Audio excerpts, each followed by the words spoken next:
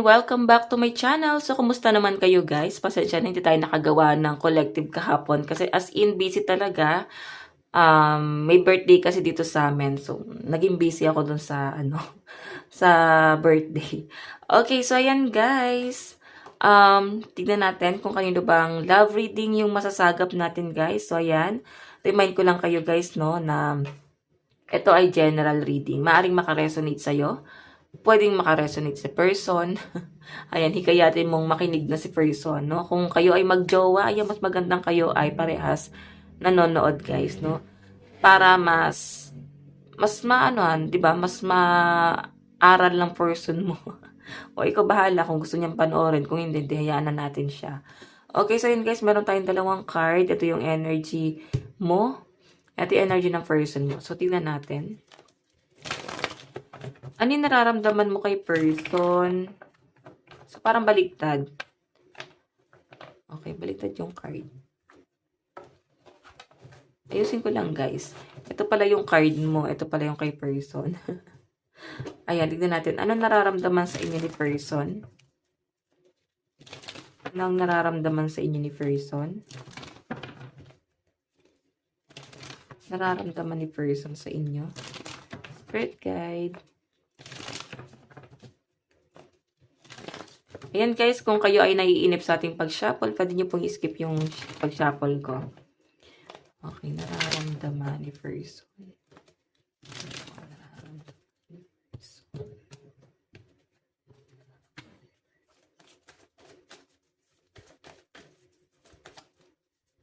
Okay.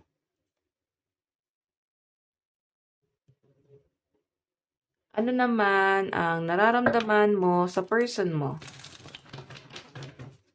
Nararamdaman mo sa person mo?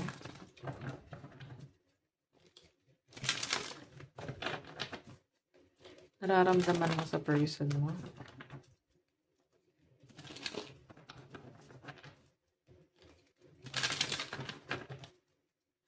Nararamdaman mo sa person mo?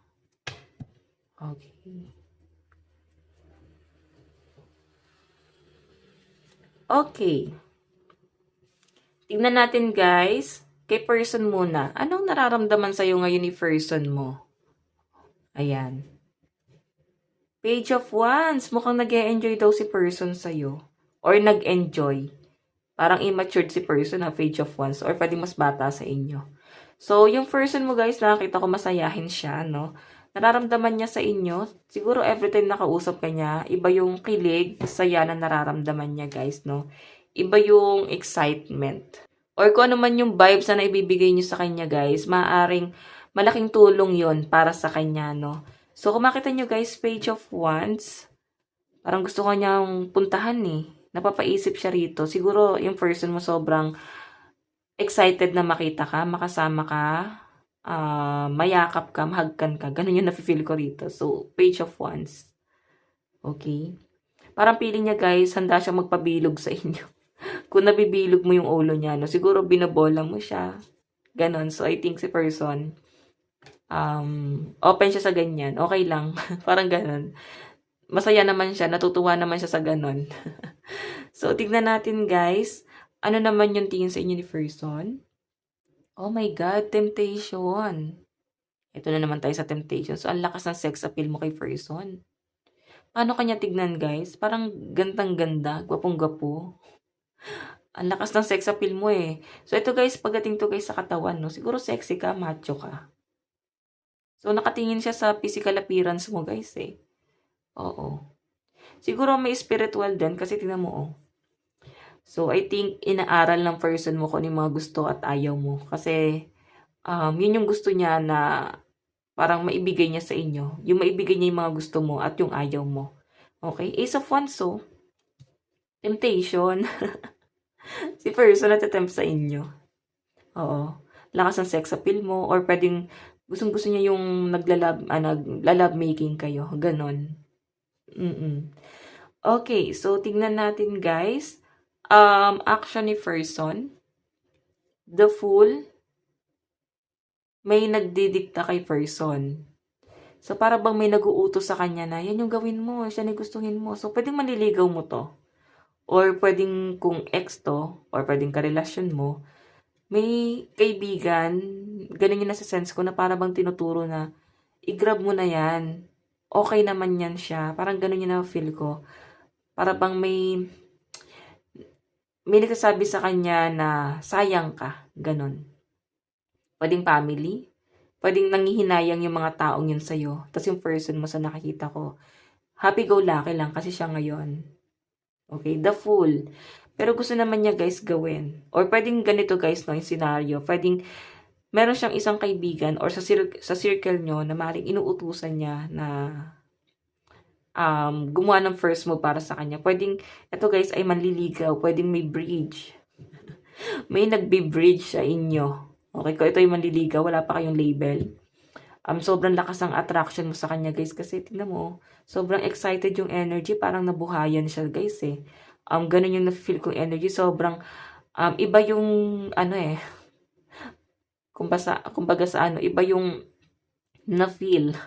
Iba yung ano, paano ba to, yung aroma, parang ganun. Ano ba, naamoy ka ba niya? 'Di ba? So, siguro sa tingin niya mukhang mabango to. Okay. Sige, baka man naman guys, mahilig sa pabango si person mo or baka ikaw. Or pwedeng Arabo to, di ba ka sa kanila mahilig sa pabango. Sige guys, tignan natin ano naman yung outcome ng magiging action ni person. Kasi to guys, action na to eh. The Fool, oh. May nagdidikta, may naguutos. Tignan natin. Outcome. Oh my God. 4 of Cups. Outcome. May ibang person. May other person pwede sa'yo or sa kanya. Or pwedeng wala siyang lakas ng loob. Pwedeng torpe tong taong to guys. Pwedeng may pagtingin siya sa inyo pero hindi niya guys alam kung paano mag-first move. Pwedeng napapangunahan siya ng ng kahinaan, no? Napangungunahan siya guys ng parang dinadaw niya kasi yung sarili niya na parang, ay baka hindi ako pumasa, baka ayaw niya sa akin, or baka ayaw niya na sa akin. So, kaya nga guys, may magbi-bridge. Kumbaga, maaaring may marinig ka na sinabi ng person mo, na parang pinarating sa inyo yung message. Or pwedeng may sinasabi si person tungkol sa inyo guys, then maaaring maririnig mo yan sa ibang tao. Parang, uy, si ano mo ganito, ganyan. So, di ba yung nervyos mo, talaga ba? Ganon. So, guys, tignan natin yung bottom of the deck. Oh my God, may paglayo. So, guys, ikaw yung lumayo. Maaaring nagtalo kayo ng person mo. As in, malala yung pagtatalo nyo. Pwedeng lumayas ka, lumayo ka na. Pwedeng hindi mo na, guys, kinaya yung pressure. 4 of Pentacles, yung person mo, guys, naka-hold, no? Naka-hold siya sa Pentacles. So, pagka ganyan, ibig sabihin, binavalue. Iniingatan yung memories. So, every time na makakausap mo si person, mapapansin mo yan, guys. Naalala mo ba? Di ba parang ganyan? Yung usapan nyo, guys, is parang patungkol, guys, lahat sa past. Okay? Kasi si person mo, guys, siya yung tipo ng tao na kinikip niya talaga yung mga memories. Okay? Siya yung tipo ng tao na hindi niya pinalalagpas lahat ng bagay, lalo na sa inyong relationship, no? So, siya yung tipo ng tao, guys, na pag napalapit ka sa kanya, iba-value ka niya. Okay? Kinikip niya pa rin yung memories niyo. Oh, tignan mo, Knight of Pentacles. Siguro, ayaw sa kanya ng family mo. Or pwede may nagsabi sa kanya, uy, di ka papasa dyan, ayaw sa'yo ng ganito, ganyan. Pwede may karelasyon ka, ganyan. So, 5 of Wands may gumugulo sa isip. Pwedeng ikaw, naguguluhan ka kaya parang lumalayo ka rin dito. Okay? Or pwede si person, naguguluhan siya kaya pansamantala mo na siyang lumayo. So, guys, may nakita pa ako parang binlock. Parang, alam mo yon yung energy. So, guys, sa side ng person mo, malakas ang fire sign, Aries, Leo, Sagittarius, Cancer, Pisces, Scorpio. Okay, so, tignan natin, guys. Puro fire sign, no? Okay, tignan naman natin, guys, sa side mo. Ano yung nararamdaman mo kay person? Page of Swords. Okay, so maaaring hiwalay nga kayo kung ito ay ex mo, no? Kasi Page of Swords ka eh, unti-unti kang lumalayo. So, nandun ka sa point na para bang nadidisappoint ka kasi siguro nagpapahabol ka sa person mo, inaantay mo rin na suyuin ka niya. Page of Swords eh. So, medyo mabigat sa'yo ang lahat. Yun nga lang guys, hindi ikaw yung mag-first move kahit na mabigat. Ito. Okay, so tignan natin guys, ano yung tingin mo kay person? Oh my God, nangyari sa inyo. Naguguluhan ka o kagaya nga sabi ko, pwede ikaw yung lumalayo. May nakikita ka sa person mo na maaring nagpipigil sa'yo na parang wag. Okay, wag mong gagawin, mga ganon. Kasi nag-aalangan ka rito eh. So, alam mo yung emosyon mo, sobrang di mo alam yung gagawin mo. So, I think kailangan mo talaga ng guidance. Ayan, sa mga kailangan ng guidance, pwede nyo ako guys i-message. Segue lang guys. So, pwede nyo akong i-message for private reading. Ayan. I-message nyo ako, Jade Tarot.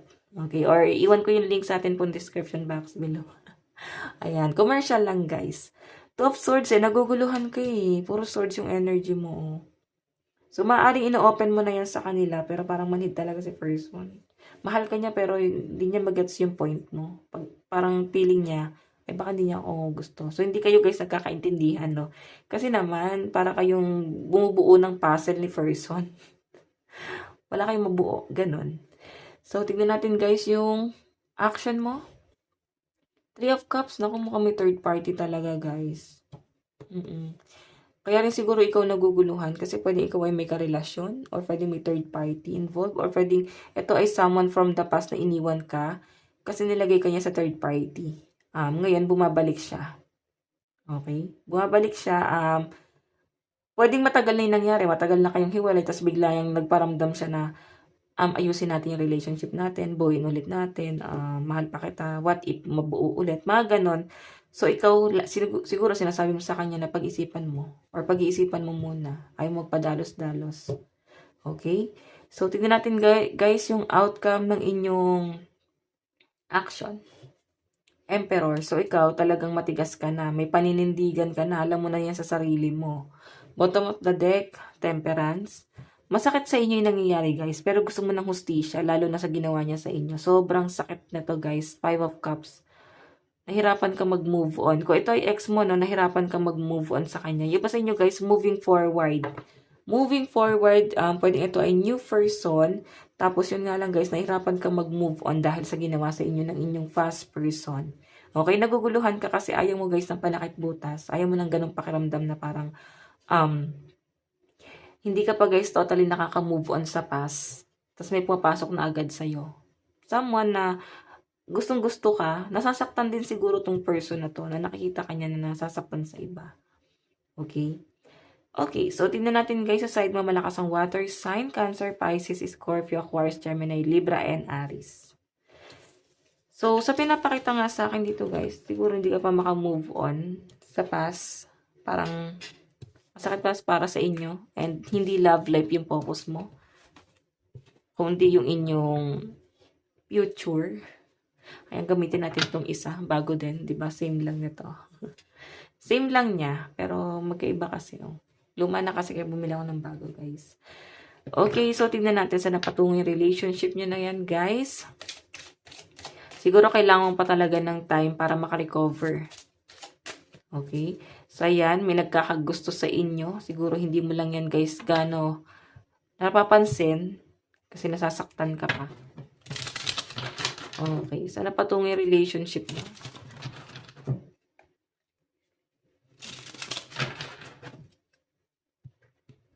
Sana po patungo yung relationship, Spirit Guide. Seven of Cups. Marami kang manliligaw, kaya pala marami ka din option. Or marami kang mas inuuna. Okay? Two of Pentacles. Okay, the Sun. So guys, ikaw ay nakapokus sa inyong sa career mo. Kung makita mo meron kang para bang mas malaking issue, no? Na para bang may conflict about finances. So, sa pinapakita sa akin, guys, makakatulong sa inyo yung person mo. Or pwedeng naguguluhan ka kasi nga may bumabalik din sa inyo. Okay. So, ngayon, mas magpo-focus ka sa career mo. Nakikita kong makukuha mo yung hinahangad mo rito. Kung ikaw ay nag-a-apply or nagpaplano ka mag-cross country, nagpaplano ka mag-abroad. Kasi nakita ko yung pagtitipid mo. Minamanage mo talaga yung pera mo. Future nyo ni person. Sana patungo to person. No? Person. Sana patungo yung relationship. Masaya talaga yung person mo. Oh my God, nandito yung the strength. So, magkakaayos lang din, guys. Or maaring maayos mo yung sarili mo at mahanap mo yung someone na para sa'yo talaga, guys. Okay? So, magkakaroon ka na ng love life, guys. Kung ikaw ay single, magkaka-love life ka na. So, nandito pa rin, guys, yung past person, the tower. Nakikita ko, guys, maraming temptation sa inyo. Maaring pati yung ex mo natatempt sa inyo.